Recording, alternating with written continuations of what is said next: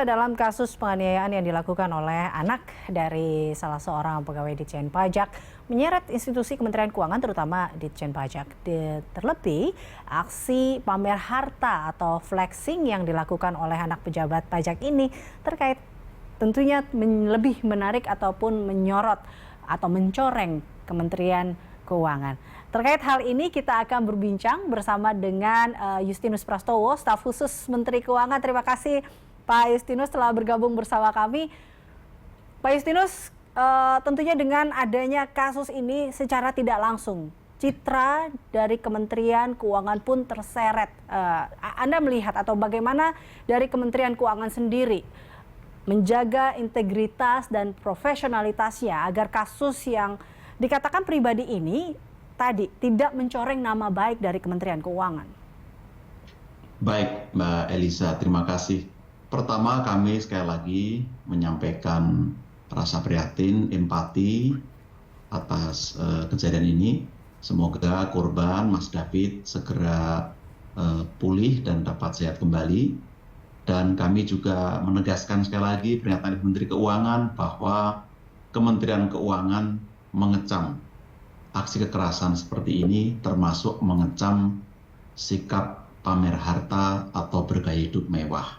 Itu sungguh tidak sesuai dengan nilai integritas Kementerian Keuangan. Maka kami menggunakan kasus ini sebagai momentum untuk memperkuat dan melihat kembali sistem yang telah kami buat.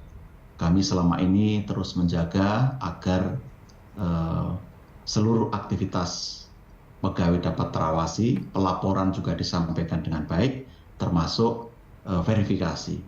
Untuk itu, momentum yang baik ini tentu kita manfaatkan agar perbaikan yang menyeluruh dapat dilanjutkan dan berdampak pada trust yang kami perlu dari masyarakat. Ya, demikian Mbak Elisa. Ini kalau terkait dengan trust atau kepercayaan yang Anda katakan juga tadi ya, aksi pamer harta atau flexing yang dilakukan oleh pelaku yang begitu menyedot perhatian atau tidak luput dari kecaman masyarakat, ini kan tentunya tadi bertentangan dengan integritas pegawai Kementerian Keuangan, Pak. Bagaimana tentunya tadi ini mengembalikan trust tadi yang tentunya sulit sekali. Saya tahu bagaimana Kementerian Keuangan, Ibu Menteri mencoba untuk mengembalikan itu. Bagaimana ini? Baik, kami meyakini dan menyampaikan pada publik 76.000 pegawai Kementerian Keuangan.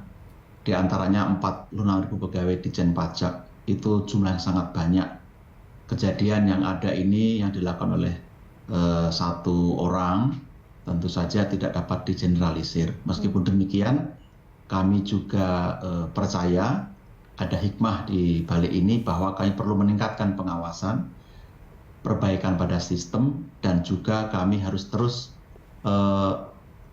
memperkuat pelaksanaan kode etik, termasuk penindakan terhadap mereka yang terbukti melakukan pelanggaran kode etik dan pelanggaran peraturan yang berlaku. Ini yang ingin kita perkuat. Nah, Bu Menteri juga sudah menginstruksikan untuk segera dilakukan pemeriksaan agar kita mendapatkan informasi yang utuh, mendapatkan data yang lengkap, dan bisa mengambil tindak lanjut atau keputusan dari hasil tersebut. Itu yang sekarang kita lakukan, Mbak Elisa. Tanggapan Anda, Pak Justinus, tadi dari Rafael sendiri mengatakan bahwa dia siap untuk mengklarifikasi bahkan bertanggung jawab terkait dengan tadi ya harta yang besaran kekayaan yang muncul belakangan ini. Ini tanggapan dari Kementerian Keuangan sendiri seperti apa, Pak? Ya, kami menghormati sikap itu, kami rasa sikap yang baik. Siapapun yang terindikasi diharapkan untuk bertanggung jawab. Dan kami juga sampaikan tingkat kepatuhan pegawai Kementerian Keuangan dalam melaporkan LHKPN itu mencapai 100%. Dan kami pun juga punya sistem internal, aplikasi untuk harta kekayaan perpajakan dari pegawai yang tidak perlu lapor LHKPN, juga kami wajibkan lapor, sehingga kita pastikan sistem internal kami cukup kuat untuk ini. Dan ada lagi sistem whistleblowing yang kami buka untuk pengaduan dan pelaporan Oke. Ini sebagai sarana untuk menjamin bahwa seluruh pelaksanaan tugas termasuk aktivitas pribadi para pegawai itu dapat terawasi dengan baik. Baik, artinya jangan karena nilai titik rusak susu sebelah ya. Jangan karena kasus ini akhirnya mencoreng nama Ditjen Pajak ataupun Kementerian Keuangan seperti itu ya Pak Justinus. Lalu kita juga tahu ini pengawasan dan monitoring kekayaan dari para pegawai yang Anda katakan sudah hampir 100% seperti itu. Apakah memang harusnya ini menjadi momentum kembalikah untuk evaluasi, apalagi kita ingat di awal-awal semangat reformasi keuangan dan bersih-bersih yang dari awal digaungkan oleh Bu Menteri, atau seperti apa Pak? Betul, kami menjadikan ini momentum untuk melakukan perbaikan menyeluruh, melihat kembali kebijakan, aturan, sistem yang ada, apakah ada kelemahan, kekurangan, sehingga nanti kami sempurnakan. Kami juga sangat berterima kasih Mbak Elisa. Masyarakat berpartisipasi dengan sangat luar biasa memberikan informasi, masukan, kritik kepada kami. Ini sungguh menjadi dorongan bagi kami dan kami berkomitmen kami akan melakukan proses yang transparan termasuk penguatan sistem tadi.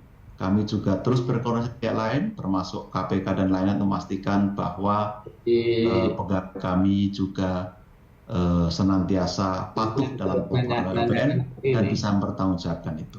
Terakhir Pak Justinus, apabila nanti dalam proses klarifikasi atau tadi upaya yang terkait dengan monitoring kekayaan yang bersangkutan, bila memang ditemukan adanya sesuatu yang tidak sesuai, apakah dikenakan sanksi atau seperti apa? Dan bila iya, sanksi apa yang akan diterima?